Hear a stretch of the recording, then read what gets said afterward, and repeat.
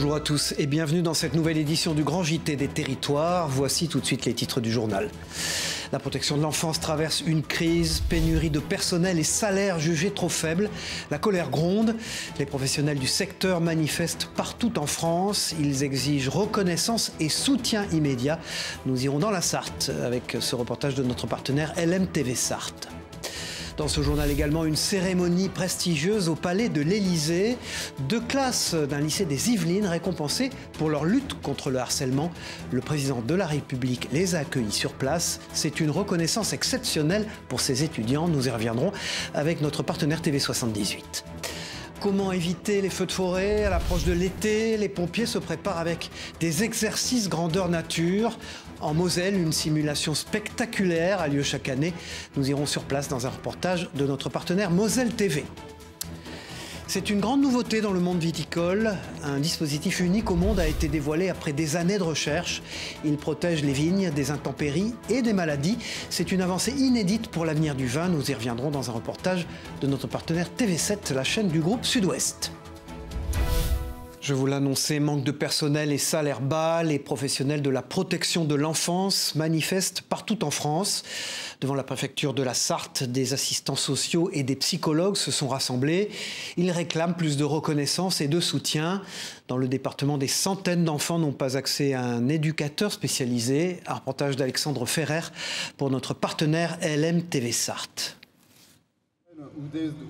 La protection de l'enfance en danger. Le syndicat appelle à une manifestation devant la préfecture de la Sarthe pour une meilleure considération du secteur. Faute de personnel, 400 adolescents confiés à la protection sociale seraient privés d'éducateurs spécialisés. Certains services connaissent une nette augmentation du nombre de jeunes accompagnés. Par ailleurs, une part importante de jeunes est confrontée à une expulsion chronique durant leur enfance et pendant leur placement, une situation qui concerne beaucoup les jeunes majeurs. Le département considère aujourd'hui qu'à 18 ans, les jeunes doivent s'occuper d'eux-mêmes. Donc ça veut dire financièrement, au niveau de l'insertion, etc., l'accès au logement. Et on sait bien que c'est très compliqué. Les professionnels protestent aussi pour leur salaire peu valorisé, compris à 50 € au-dessus du SMIC pour le plus haut niveau de diplôme dans ce secteur. Les professionnels et syndicats dénoncent un manque d'attractivité du métier. Les plus bas salaires qui vont être des agents administratifs, agents de service intérieur, eux ils sont payés sous le SMIC, ils ont une prime de rattrapage et ils vont mettre 10 ans à pouvoir rattraper et à augmenter leur salaire. Et en fait, on se dit c'est pas possible. On se retrouve à faire des études, à s'occuper de personnes en difficulté, avec une charge mentale importante. Et en fait, on est payé à les pâquerettes. Aujourd'hui, près de 50 000 postes sont vacants en France, un effet qui impacte directement les professionnels actifs. Une délégation s'est tenue à la préfecture entre des représentants du CGT Santé Action Sociale 72 et le cabinet du préfet.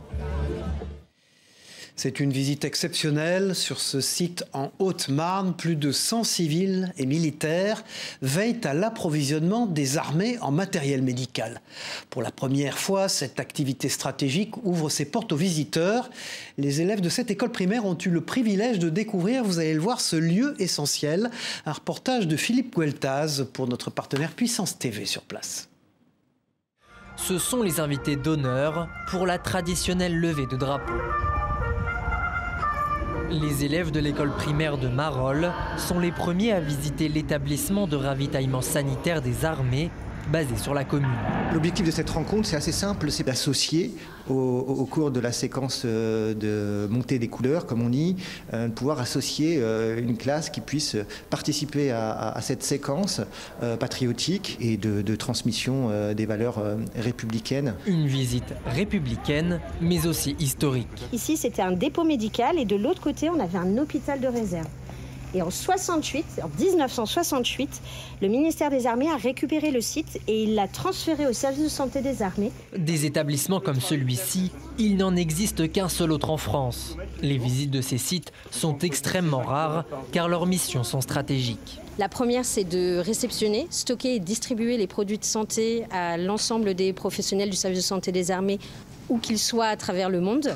On a ensuite une seconde mission très importante qui est la constitution et l'entretien des unités médicales opérationnelles pour répondre aux contrats opérationnels. Et la troisième mission, c'est la maintenance biomédicale de nos matériels de santé. Dans les prochaines années, le site va s'agrandir et accueillir un bâtiment de nouvelle génération afin de répondre aux exigences des lois de programmation militaire. Partiellement automatisé, avec une capacité de stockage multipliée par 4, qui nous permettra de répondre aux défis des engagements et des hypothèses d'engagement des années 2030. Une armée qui ne prépare pas que ses équipements au futur et espère peut-être susciter des vocations.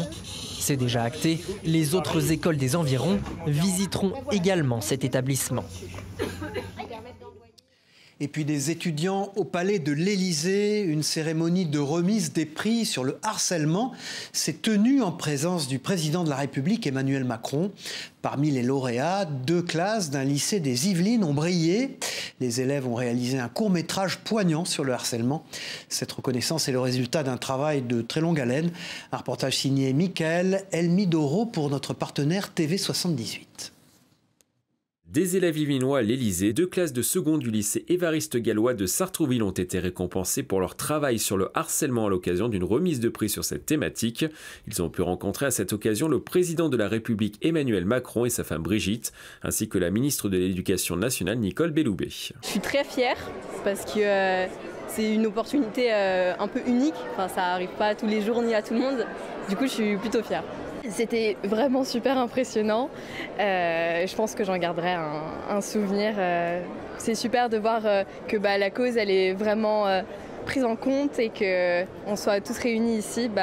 Ça montre un engagement qui est vraiment chouette. Au total, 51 élèves du lycée yvelinois ont travaillé sur ce projet pendant 1 an. Ils ont écrit un scénario sur un mystérieux virus du harcèlement pour sensibiliser le grand public sur cette thématique. Le virus du harcèlement envahit les lycées du pays. Pour le moment, plusieurs cas positifs déjà recensés. On sortait du Covid, on s'est dit c'est vrai, finalement le harcèlement ça peut toucher tout le monde peut être témoin, tout le monde peut être harcelé. Finalement aussi, ce qui est venu avec la discussion avec les élèves, c'est que aussi on peut rapidement tomber dans un groupe de harceleurs. Et donc finalement tout le monde pouvait être touché, comme tout le monde avait pu être touché par ce virus. Le lycée Évariste Galois ne compte pas s'arrêter là sur cette thématique. Un nouveau projet contre le harcèlement est déjà en cours d'élaboration dans la structure. Et puis le stage de seconde devient une obligation dans l'éducation nationale. Cette année, les élèves sont plongés dans le monde du travail. Et du 17 au 28 juin, nos lycéens devront effectuer un stage obligatoire. Mais beaucoup ne trouvent pas d'entreprise pour les accueillir. C'est un vrai problème et ces difficultés suscitent l'indignation, notamment, vous allez le voir, à Saint-Étienne, où les parents et les enseignants tirent la sonnette d'alarme. Un reportage d'Anthony Verpillon pour notre partenaire TL7 sur place dans la Loire. Malgré les apparences, les portes se ferment de plus en plus pour les futurs stagiaires de seconde, annoncés dès le mois de novembre, mais parus seulement en mars au bulletin officiel. La recherche de ce stage s'apparente plus à une galère qu'autre chose. Il y a beaucoup d'entreprises qui ne nous prennent pas.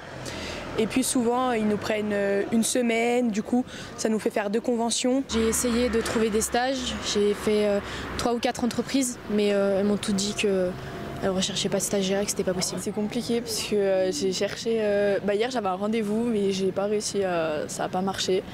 Du coup, là, j'en ai pas. Il a donc fallu se reposer sur le réseau familial pour trouver un point de chute, quitte à revoir ses plans sur les métiers à découvrir. Des connaissances, parce que c'est compliqué sinon. Mon stage de 3e aussi, j'avais fait le stage avec ma sœur. Et là, du coup, je l'ai fait avec ma cousine. J'aurais bien aimé faire un truc avec les avocats ou quoi, mais du coup, ils prennent pas. Du coup, je suis allée faire le stage avec ma maman. Des difficultés qu'avait anticipé la communauté éducative, notamment les représentants des parents d'élèves. Pour la FCPE, il était évident que 500 000 élèves de seconde en recherche de stage en même temps allaient créer des embouteillages. Et si vous n'avez toujours pas trouvé votre stage, vous pouvez vous connecter sur unjeune-une-solution.gouv.fr. Sachez aussi que le Service national universel, le SNU, pourra remplacer votre stage si vous ne trouvez pas d'entreprise. Et puis Paris dévoile la tenue officielle des bénévoles pour les Jeux Olympiques. Lors d'une cérémonie, la ministre des Sports, Amélie Oudéa-Castéra, accompagnait les premiers venus récupérer leur panoplie. Le kit unique est composé de 15 pièces identiques pour tous et en grande partie Made in France, bien sûr. Cette tenue incarne l'esprit, le savoir-faire français. C'est un reportage de Mélanie Faure pour notre partenaire 20 minutes TV. C'est la ministre des Sports en personne qui a coupé le cordon. Amélie Oudéa-Castéra a inauguré le centre de distribution des uniformes des bénévoles des Jeux de Paris 2024. Ce mercredi matin, les 500 tout premiers bénévoles ont découvert leur tenue signée Décathlon. Le haut, une jolie veste, voilà, le pantalon et les baskets. Les bénévoles essayent les vêtements pour déterminer leur taille et l'inscrivent ensuite sur une fiche en papier. Et s'ils ne peuvent pas choisir leur tenue, qui est unique, ils semblent toutefois très satisfaits. Est-ce que c'est à votre goût ? Oui, moi j'adore le vert, donc tout va bien. J'adore le t-shirt, les couleurs, et tout est bien, et puis on est bien dedans.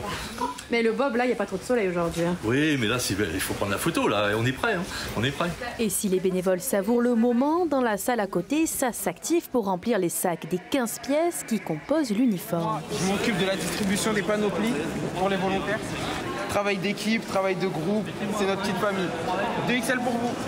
De la tête aux pieds, si on fait les récaps, on a un bob, ensuite t-shirt, veste, pantalon, chaussettes, chaussures et le sac et la banane pour venir parfaire la panoplie. Des centaines de bénévoles sont répartis quotidiennement jusqu'au début des Jeux, même si le centre restera ouvert jusqu'au 8 septembre. En tout, du coup, sur la distribution, donc Global France, c'est 45 000 tenues et à peu près 35 000 tenues ici à Paris. Et pour cette commande un peu spéciale, Décathlon a tenu à faire du local. Son Made in France à plus de 50%, notamment le t-shirt et les chaussettes. On nous avait demandé 30% de Made in France, c'était déjà dans notre contrat, donc le COJO était exigeant sur ce Made in France. Mais pour les porter, les bénévoles devront s'armer de patience jusqu'au 26 juillet prochain. C'est l'une de nos stars olympiques, Cyril Jonard, judoka d'exception et champion paralympique et 10 fois champion du monde. Alors qu'il pensait en avoir fini avec le sport de haut niveau, il veut remporter un nouveau titre mondial. Son objectif, décrocher la médaille d'or. Un reportage de notre partenaire 7 à Limoges. Avoir un rendez-vous avec Cyril Jonard, c'est toujours impressionnant. Il y a certes le palmarès incroyable du judoka, mais avoir en face de soi cet homme déterminé, puissant et fin à la fois est un moment rare. Toujours. Les particularités pour Cyril, c'est celle d'avoir un palmarès énorme, mais dans un contexte du double handicap. Le double handicap, les personnes n'arrivent réellement à se représenter la difficulté que ça représente d'être simultanément malentendant et aveugle aujourd'hui. 3 mois, il faut cacher un des traits dans la tête. Bien abattant les yeux. En gros, il y a 3 mois des Jeux, là il va se cacher, il va plus montrer... En fait, tu sais, il est sorti, on a fait une compétition en Géorgie ce week-end. Ah ouais. Et là, il veut pas l'idée, c'est maintenant de tout garder pour lui. Pour Cyril Jonard, l'échec n'est pas envisageable et pour lui, le verre est au moins à moitié plein. C'est vraiment une caractéristique particulière de Cyril, que de toujours chercher à progresser, que ce soit sur le plan du sport en tant que tel, mais sur le sport plus largement de sa façon d'aborder la vie. J-O. 1, 2, 3, etc. Premier, la médaille. Oui. Premier, deuxième, troisième. Je veux la finale, je veux premier, j'espère, médaille d'or. C'est un objectif ferme et définitif pour le judoka qui vient tout juste de publier avec le journaliste Kevin Kao le récit de sa vie, une flamme pour sortir de l'ombre. Éviter les feux de forêt à l'approche de l'été, c'est l'objectif. Et après une année 2023 dévastatrice, en Moselle, une opération spectaculaire est lancée pour préparer les équipes de secours. Une centaine de pompiers se sont rassemblés pour un exercice grandeur nature. Ils ont simulé un incendie couvrant des centaines d'hectares afin de se préparer à tous les risques. Un reportage de notre partenaire Moselle TV sur place. Une fois par an, le SDIS 57 mène une manœuvre d'envergure pour entraîner les équipes en conditions presque réelles. On a symbolisé l'origine du feu, on a un axe de propagation théorique qui est pris en compte, qui est principalement pris en compte avec le sens et l'intensité du vent. Donc on a un axe de propagation parce qu'on a un vent de nord-est, on l'estime à une trentaine de km/h, ce qui nous fait une vitesse de propagation de 500 mètres par heure. On va déployer différentes tactiques sur un estimatif horaire d'un feu qui a progressé à 30 minutes, 1 heure, 2 heures et 3 heures. Plus d'une centaine de pompiers volontaires et professionnels sont mobilisés. 25 engins sont dépêchés dans la forêt de Hambourg. Là, ce que vous avez ici, par exemple, vous avez sur le côté 2 camions qui ont été positionnés et qui sont à mon sens positionnés pour défense de points sensibles. La simulation concerne un feu étendu sur 250 hectares, une envergure encore jamais atteinte en Moselle. 3 tuyaux, ouais, à partir de la division.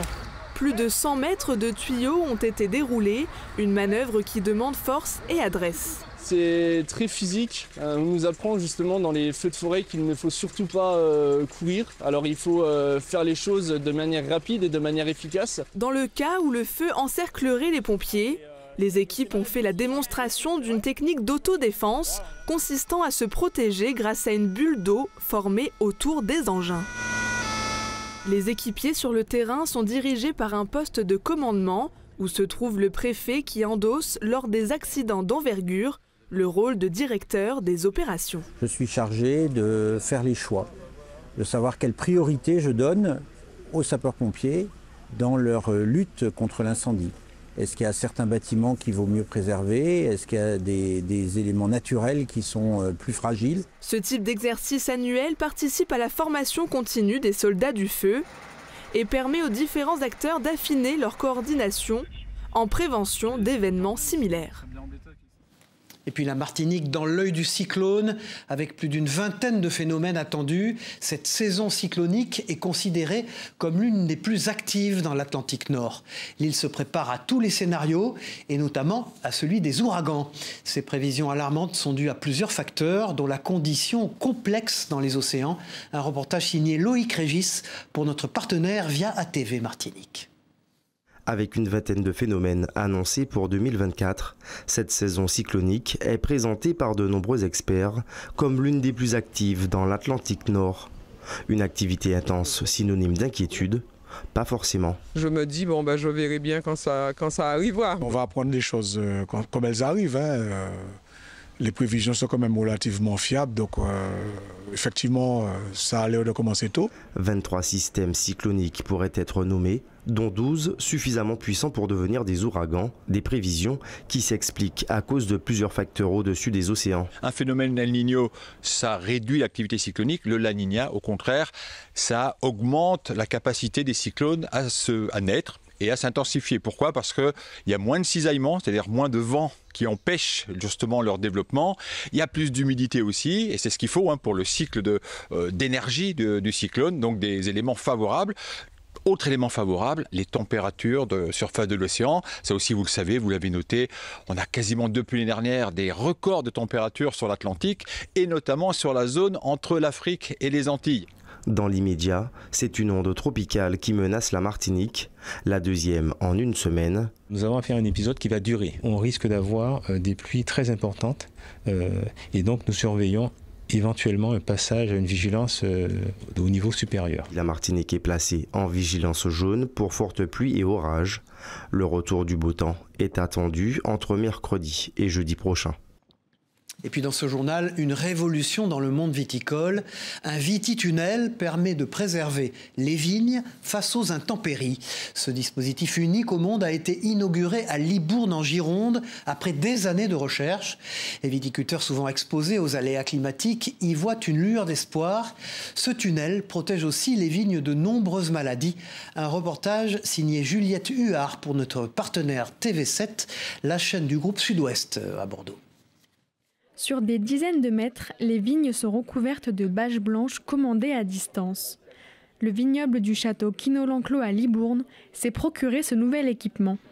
Son directeur Pierre-Olivier Clouet s'en réjouit.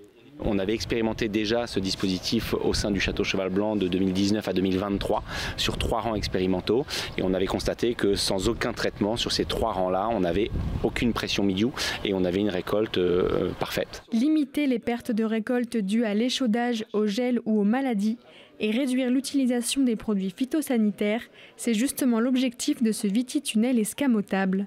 Vous avez un capteur de pluie qui est derrière là-bas, qui dès qu'il détecte l'arrivée de la pluie, donne l'ordre à des moteurs de dérouler des bâches qui se déroulent donc au-dessus de la vigne pendant le temps de la pluie. Et quand la pluie s'en va, le capteur détecte le départ de la pluie et donne l'ordre au moteur de tourner dans le sens inverse et de réenrouler les bâches sur leur tube pour remettre les vignes à l'air libre. Tout est automatique, le viticulteur n'a pas besoin d'intervenir. Chaque fois qu'il pleut, on couvre, chaque fois que la pluie s'en va, on découvre et ainsi de suite, autant de fois qu'il y a une pluie dans l'année. Cette innovation unique au monde a été testée durant 5 ans sur une dizaine de propriétés en Gironde.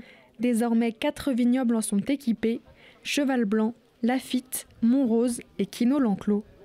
On se pose toujours la question, quand on traite pas loin d'un endroit où des gens habitent, où des gens vivent, de la pollution de leur habitat par les produits phytosanitaires. Donc notre objectif dans un premier temps, c'est ça, c'est les vignes qui sont juste à côté d'endroits où des gens vivent et passent du temps. La société conceptrice Model a récemment annoncé une levée de fonds de 2 millions d'euros auprès de l'investisseur Demeter. De cette façon, elle envisage de créer une usine de production pour commercialiser le Viti-Tunnel sur l'ensemble du territoire français d'ici 2025. Voilà, et puis les fraises sont bel et bien de retour dans nos assiettes cet été. À Crisol, dans l'Oise, un producteur local nous a ouvert les portes de son exploitation pour découvrir ce fruit.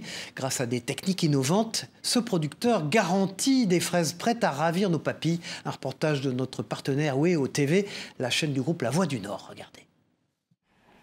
De l'or rouge, prêt à être cueilli. Entre ces jardinières suspendues, les saisonniers s'activent depuis presque un mois pour récolter les fraises, fruits de printemps par excellence. Ça va durer 2 mois vraiment en plein boom, et puis jusqu'au mois d'octobre en fait. Alors on est un peu tenté d'y goûter quand même?